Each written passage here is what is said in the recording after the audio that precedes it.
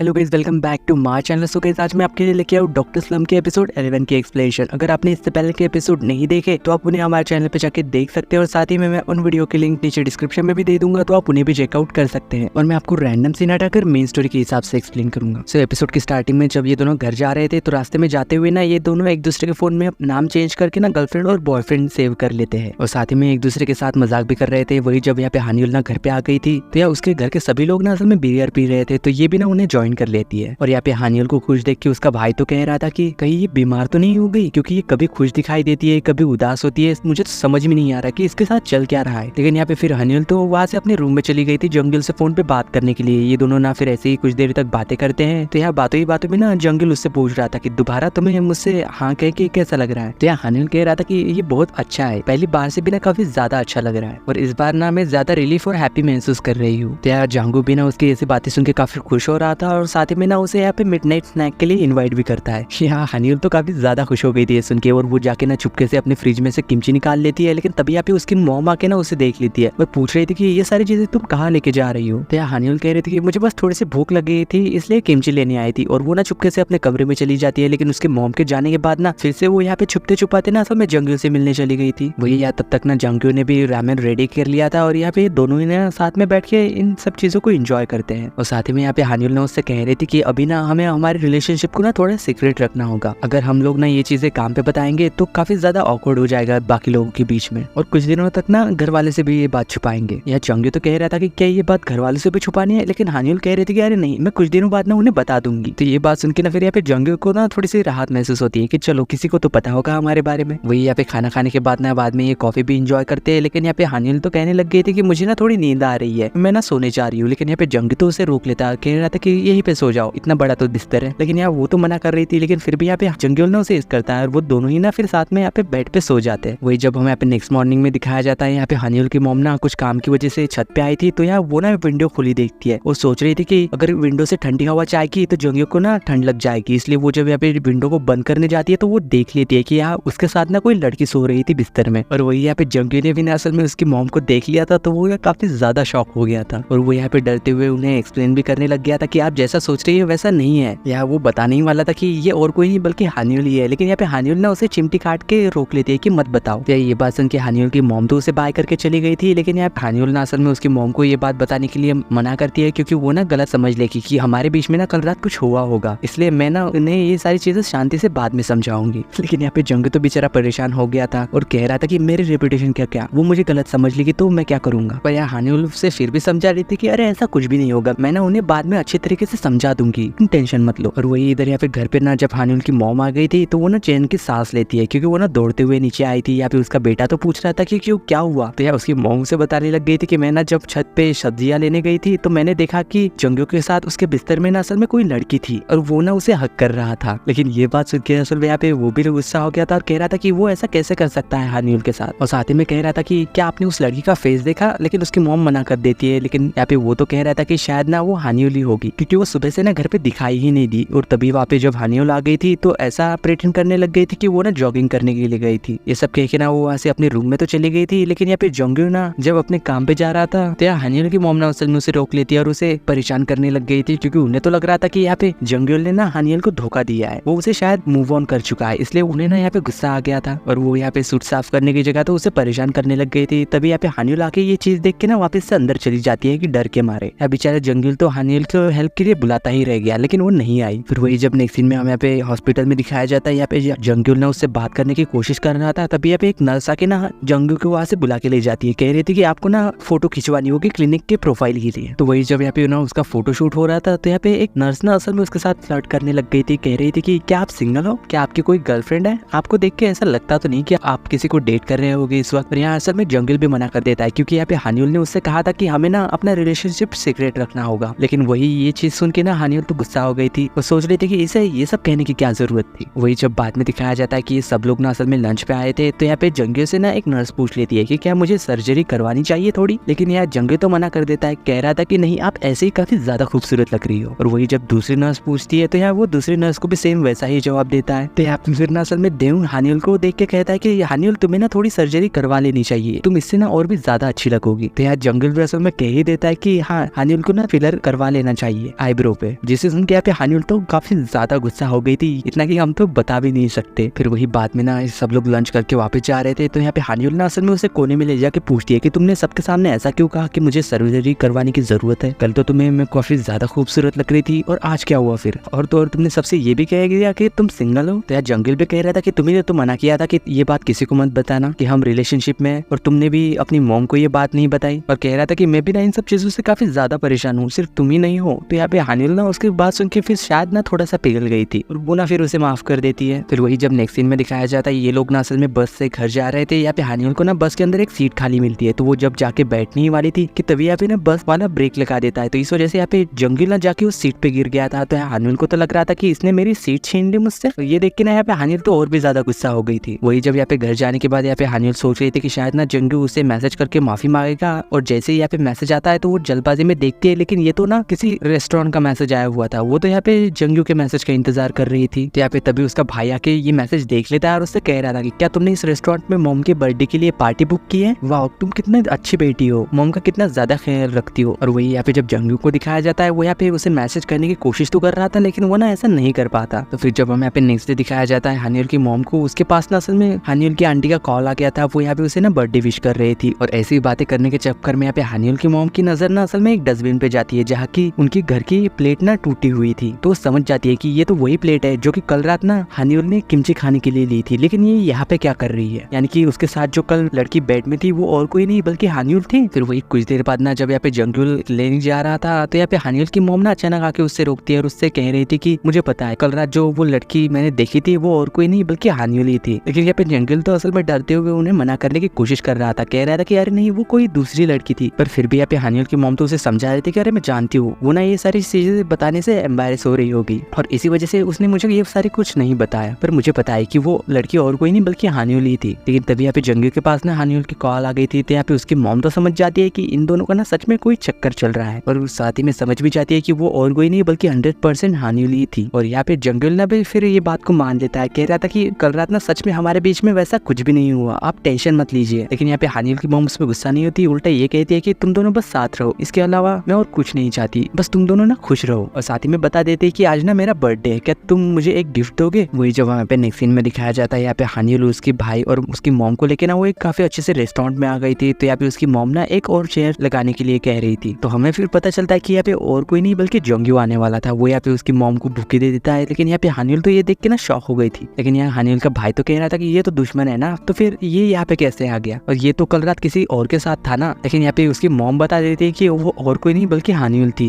ये सुन के असल में उसका भाई तो शॉक हो गया था, और यहाँ पे हानियुल भी ना फाइनली सबको बता देती है कि हाँ ये मेरा बॉयफ्रेंड है और हम दोनों ना रिलेशनशिप में। और यहाँ पे वो अपने भाई को भी डांट देती है और कह रही थी कि आज के बाद ना इससे इज्जत से बात करना। और वही ना वो उसे साइड में ले जाके बात कर रही थी, और साथ ही में ना एक दूसरे को दोनों सॉरी भी कहते हैं। और यहाँ पे हानियुल ना उसे पीछे से हक करके उसे थैंक्स भी कहती है आज यहाँ पे आने के लिए। तो वही फिर यहाँ पे बाद में ना सब लोग काफी ज्यादा एंजॉय करते हैं, लेकिन यहाँ पे हानियुल की मॉम ना कुछ ज्यादा ही ड्रिंक कर लेती है। तो यहाँ पे ना उन्हें अपनी पीठ पे बिठा के फिर बाद में घर लेके आया था। और वही दूसरी ओर जब हमें पे तियंग को दिखाया जाता है, जो कि यहाँ पे होंगरुन को ना मैसेज कर रहा था उन कुकीज के लिए। लेकिन वो जब यहाँ पे एक हैंकर चिप पे ना खून लगा हुआ देखता है, तो वो ना फिर यहाँ पे उसकी बेटी से पूछ रहा था कि ये खून कैसा है, कि तुम्हें कहीं चोट लगी है? लेकिन यहाँ पे उसकी बेटी ना एम्बैरेस होकर बता रही थी कि वो ना ब्राका स्ट्रैप की वजह से मुझे ना पीठ पे थोड़ा सा कट लग गया, इस वजह से ये खून निकल गया था। तो वही जब यहाँ पे वो ना इन्हीं सब चीजों के बारे में सर्च कर रहा था कि उसके लिए क्या लेना सही होगा, तो तभी यहाँ पे होंगरुन आके ना उसे ऐसा करते हुए देख लेती है। लेकिन यहाँ पे वो ना फिर उसे समझाने लग गया था कि अरे गलत मत समझो, ये मैं ना अपने बेटे के लिए ले रहा था, और उसे ना सारी चीजें एक्सप्लेन भी कर देता है। तो यहाँ पे फिर होंगरुन ना असल में उसकी मदद कर देती है कुछ इनरवेयर उसे दिलाने में, और वो भी यहाँ पे उसे थैंक्स कह रहा था क्योंकि उसे ना इन सब चीजों के बारे में कुछ भी नहीं पता था। और वही इधर हमें यहाँ पे फिर इन दोनों को दिखाया जाता है जो कि छत पे बैठ के ना बातें कर रहे थे, और साथ ही में कह रहा था कि तुम्हारी फैमिली ना काफी ज्यादा अच्छी है, लेकिन तुमने कभी मुझसे मेरी फैमिली के बारे में नहीं पूछा। तो हानियुल बता रही थी कि मैंने ना तुम्हारी मॉम को एक बार देखा था स्कूल में, जब हम दोनों साथ में बेहोश हो गए थे, तो मुझे उस वक्त उन्हें देख के ऐसा लगा था कि शायद ना वो तुम्हारी उतनी ज्यादा परवाह नहीं करती, और उसी टाइम मुझे पता लगा कि तुम कितने ज्यादा अकेले होंगे। तो यहाँ फिर वो बताने लग गया था कि उसके पापा ना एक बहुत ही बड़ी कंपनी के चेयरमैन है, अमेरिकन हार्ट एसोसिएशन के, जो कि फॉरेन में रहते हैं, और मेरी मॉम रिसर्चर है उन्हीं की कंपनी में, और इसलिए वो चाहते हैं कि मैं भी ना उनके जैसा ही कोई बड़ा काम करूं। पर मुझे नहीं लगता कि वो शायद मुझे ऐसे कभी एक्सेप्ट कर भी पाएंगे, हम ना शायद एक दूसरे के लिए हमेशा ही अजनबी ही रहेंगे। पहले मैं कॉन्गमिन के साथ रहता था, उसके साथ सारी चीजें शेयर करता था, पर पता नहीं चला कि वो अच्छा है या फिर बुरा, पर वो कभी कभी ना काफी ज्यादा अजीब बिहेवियर भी करता था। तो वही जब हम यहाँ पे कॉन्गमैन को ही दिखाया जाता है जो कि यहाँ पे पे किसी से ना बात कर रहा था। वही जब हमें यहाँ पे नेक्स्ट डे हानियल को दिखाया जाता है जो कि अपनी सेक्रेटरीज के पास आई हुई थी और उसे ना पता चलता है कि उसकी